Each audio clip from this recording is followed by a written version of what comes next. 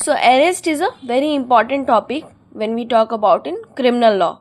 So an arrest is an act of taking into custody as he or she may be suspected of a crime or offense. So any person who is suspected of committing any offense, the person may be arrested.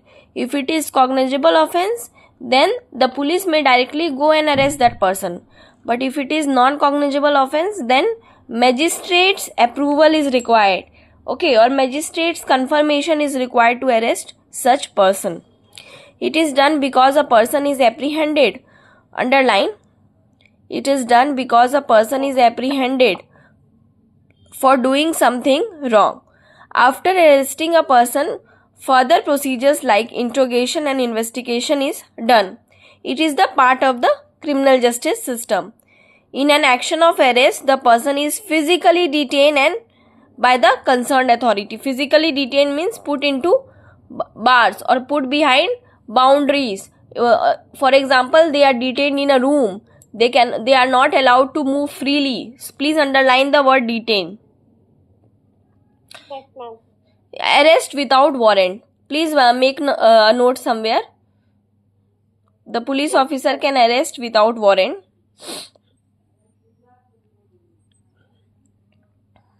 So section 35 subclause 1, any police officer may, without an order from the magistrate and without a warrant, may arrest a person who commits, underline, in the presence of a police officer, any cognizable offense.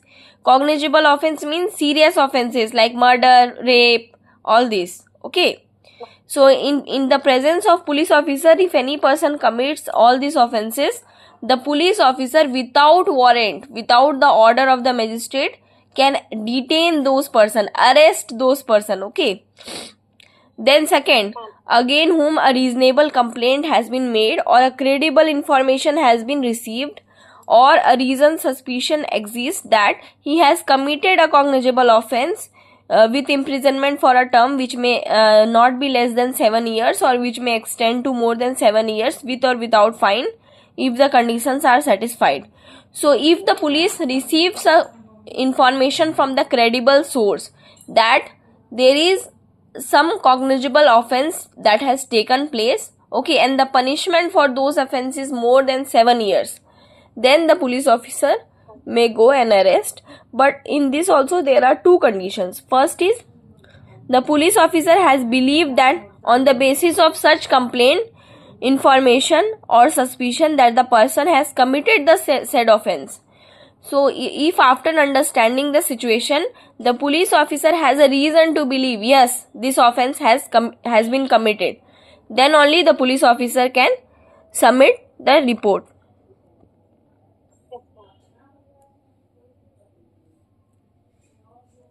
Next is, if the police officer is satisfied that such arrest is necessary to prevent such person from committing any further offense or for the investigation of those offense or to prevent such person from causing the evidence of the offense to disappear or tamper.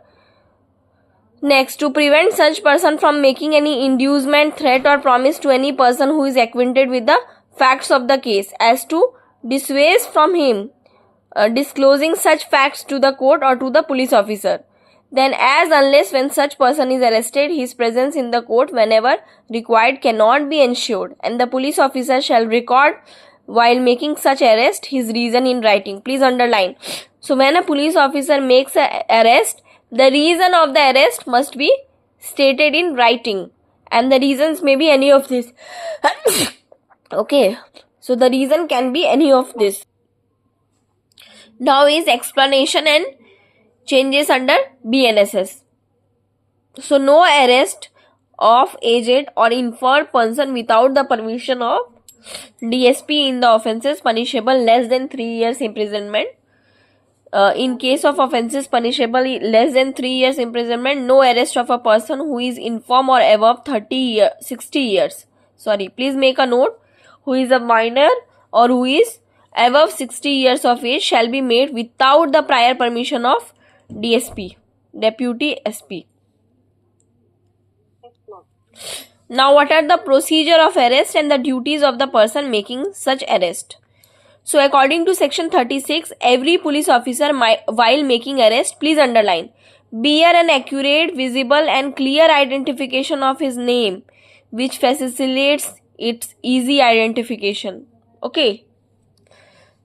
Then prepare a memorandum of arrest. Please underline the word memorandum of arrest, which shall include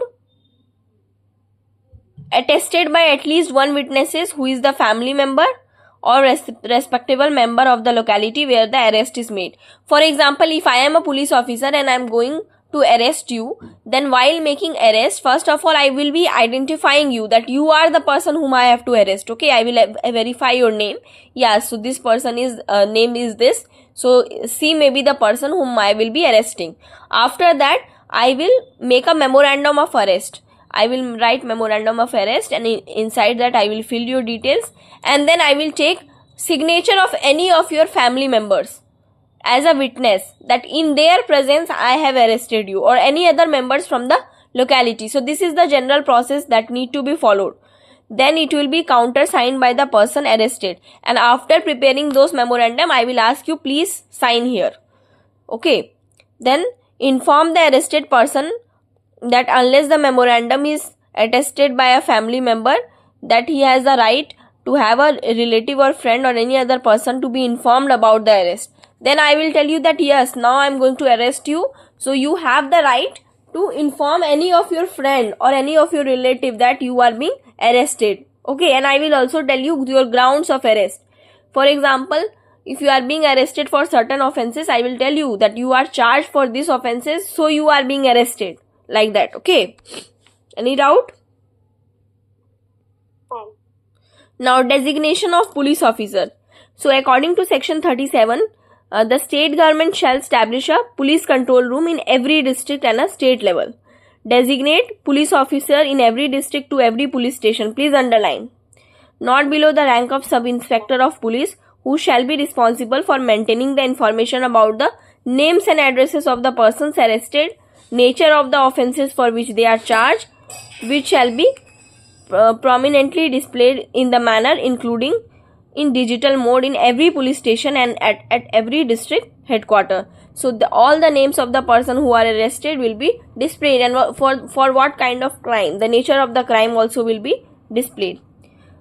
Now, appointment of designated police officer. So in every police station, for maintaining the record of the arrested person and for displaying in digital mode, an officer not below the rank of ASI shall be appointed as a designated officer in every police station, who shall maintain and display in digital mode, underline, the information regarding the name, address, nature of offences of the arrested person at the police station and district headquarter. Second, information of arrest or to the designated police officers affecting arrest is required to inform him about arrest of a person. First is relative or friend as to the designated police officer. So he has to also inform any of his relative or friend about that he is being arrested. Now we will look into the rights of the arrested person. Okay, so the right of the arrested person is to meet the advocate of their choice. So section 38, when any person is arrested and interrogated by the police officer, he is also entitled to meet an advocate of his choice during interrogation, though not throughout the interrogation, but he also have the right to meet the advocate of his choice. Their arrest on refusal to provide name and addresses. Please underline. Next is arrest of a person who refuses to provide their names and addresses. So according to section 39, when any person to whom in presence of a police officer has committed or has been accused of committing a non-cognizable offence, please underline the word non-cognizable offence. So what we read above is cognizable offence, this is non-cognizable offence. He refuses on demand of such officer to give his names and addresses, or to give the names and residence which such officer has a reason to believe that to be false, then he may be arrested by such officer in order that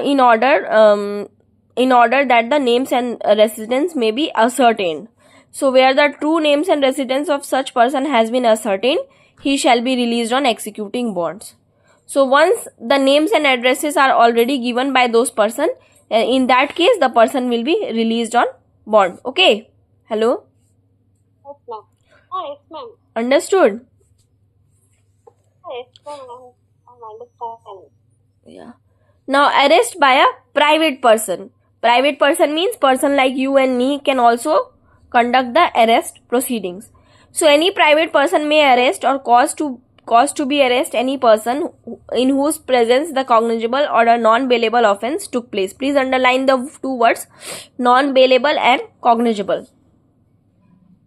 Yes, Or any proclaimed offender and without unnecessary delay but within 6 hours from such arrest shall made overt cause to the police officer.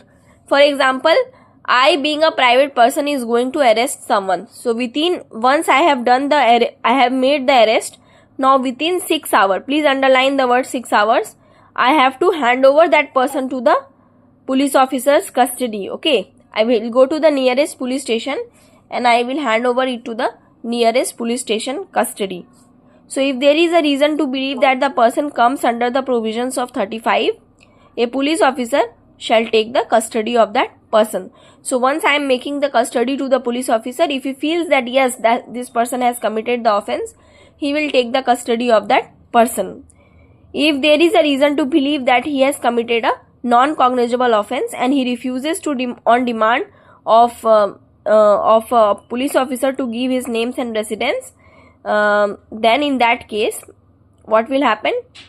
He shall be dealt under the provisions of section 39. Please underline. But if there is no sufficient reason to believe that he has committed the offence, he will be released. Then arrest by a private person. In case of arrest by a private person, the arrested person must be handed over to the police officer within 6 hours of arrest. Please underline. Yes, ma'am. Use of handcuffs allow in certain cases. The use of handcuffs on the accused is permitted in following cases. Please underline. If they are habitual or repeated offenders, in case the person has escaped from the custody, in case of organized crime, in case of terrorist attack, in case of drug related crimes, in case of illegal possession of arms and ammunitions, in case of murder, rape, attack, counterfeiting of coins and currencies, human trafficking, sexual offences against children or offences against the state. So in all these cases, handcuffing is allowed. One thing I wanted to make sure, if you are not remembering all the examples, like all the like murder, rape, then you can write 2 or 3. Okay, it's more than enough. Okay, ma'am. Now we will look into arrest by the magistrate. So even the magistrate can conduct the arrest proceeding. So where any offence is committed in presence of the magistrate, please underline the word presence of the magistrate. Whether executive or judicial within the local jurisdiction, he may himself arrest or order any person to arrest the offender. Please underline. He may himself arrest or order any other person to arrest the offender, and may thereupon, subject to the provisions herein contained as to the bail, commit the offender to custody. So any magistrate, whether executive or judicial, may at the time of arrest or direct the arrest in his presence within the local jurisdiction of any person for whose arrest he is competent at the time and circumstances to issue warrant. Now what are the protections that are available to the members of armed forces from arrest? Please underline. So when any offense is committed in presence of a magistrate, whether executive or judicial, within local jurisdiction, he may himself arrest or direct any other person to arrest. This we have already done. I think it is repetition. Now we will come to arrest how made. So how the arrest is made. So according to section 43, please underline, in making arrest, the police officer or any other person making the same shall actually touch or confine the body of the person to be arrested unless there is a written submission of custody by words or action. For example, I will tell you that I am ready to go with you. Then the police officer will not touch or confine my body, they will take me since I am voluntarily ready to go. But if I am telling that no, I will not go, in that cases the police officer will hold me and they will put me in their jeep and they will take me. Okay. Yeah, provided that when the woman is to be arrested, unless the circumstances indicate to the contrary, her submission in the custody or oral initiation of arrest shall be presumed, and unless the circumstances otherwise require, or unless the police officer is female, the police officer shall touch the person of a woman for making her arrest and give information regarding such arrest and the place where she will be held for her relatives and friends to know. Okay. For example, if a woman is being arrested, then a woman police officer is required to touch and confine her, because if a male is doing, then some other cases will be leveled against them. Yeah. The next second point, if such person forcibly resists the endeavor to arrest him, please underline, forcibly resist,